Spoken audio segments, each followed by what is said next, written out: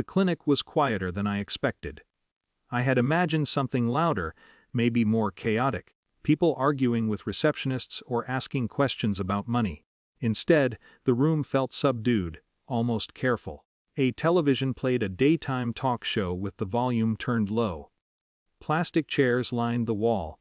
Most people were staring at their phones. I sat with a clipboard in my lap, reading the form for the third time. Name, medical history, consent. At the bottom was the signature line. The nurse had explained everything politely. Plasma donations helped people. Hospitals needed it. The compensation was modest but immediate. It would cover most of my rent. Not all of it, but enough to keep the landlord patient for another month. I held the pen in my hand, trying not to think about the fact that my grandfather used to appear on magazine covers talking about generational wealth and long-term security. That was before he died. Before everything became vague. I lowered the pen to the paper, and then someone spoke. "You shouldn't need to do that." The voice was familiar in a way that made my chest tighten before I even looked up. The man standing near the window wore the same gray suit I remembered from his funeral photo.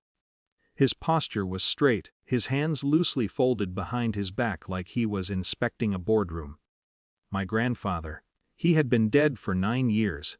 I stared at him. He didn't look ghostly. If anything, he looked slightly impatient. "Why are you here?" he asked. I looked around the waiting room. No one else seemed to notice him. "I'm paying rent," I said quietly. He glanced at the clipboard. "That's not what I asked." The way he said it reminded me of childhood dinners, when he'd ask questions that weren't really questions. "You have a trust," he continued. I let out a short breath. "Had."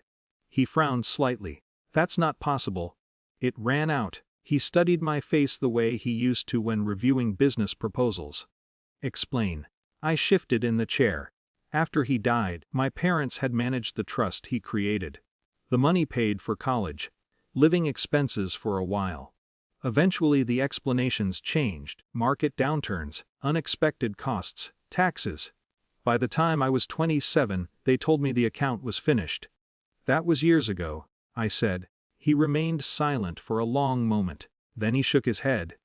"I structured that trust to last 4 decades. I shrugged. "Well, something changed." Across the room a nurse called someone's name.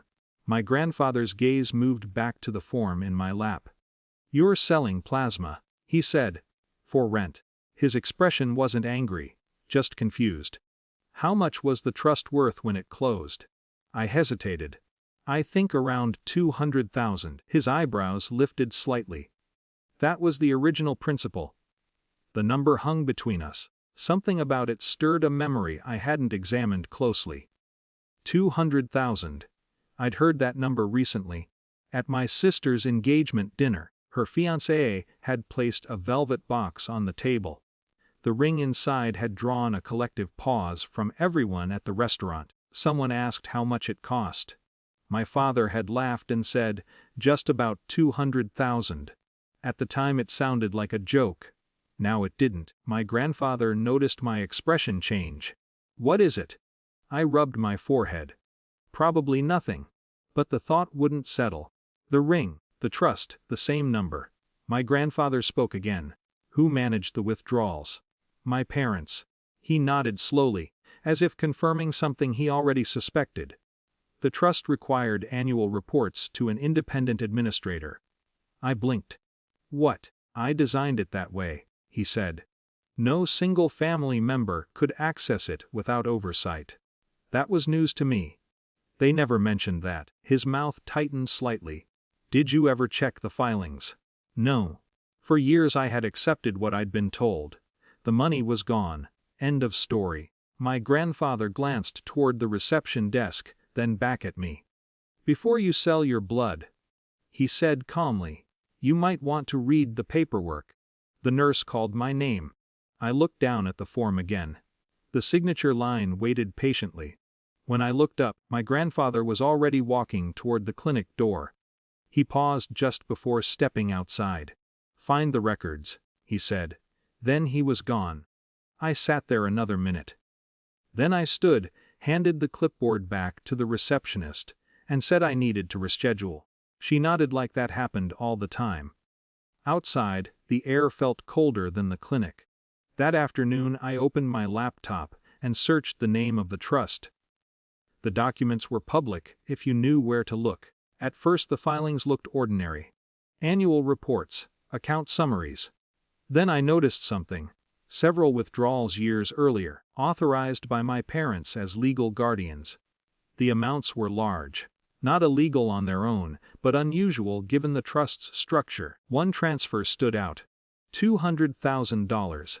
The date matched the same month my sister got engaged. I stared at the screen for a long time, not angry, just quiet. At the bottom of the report was the contact information for the independent financial administrator my grandfather mentioned. I sent an email. 2 days later he called me. His voice sounded professional but curious. "We flagged those withdrawals at the time," he explained, "but we never received the required documentation afterward." "So what happens now?" I asked. "That depends on the review process. In other words, someone outside the family would finally look at it." A week later my parents asked to meet. They already knew. The administrator had contacted them. We sat around their dining table, the same place where my sister had shown everyone the ring. My mother spoke first. "It was temporary," she said carefully. "We intended to replace the funds." My father nodded. Family finances were complicated. No one raised their voice. My sister looked confused more than anything. She turned the ring slowly on her finger. "I didn't know," she said. I believed her. The review process would take months. Maybe longer. No one knew the outcome yet. A few days later I walked past the plasma clinic again. For a moment I considered going inside to finish the paperwork. But I kept walking. Not because everything was fixed. Just because now, at least, I knew the story wasn't finished.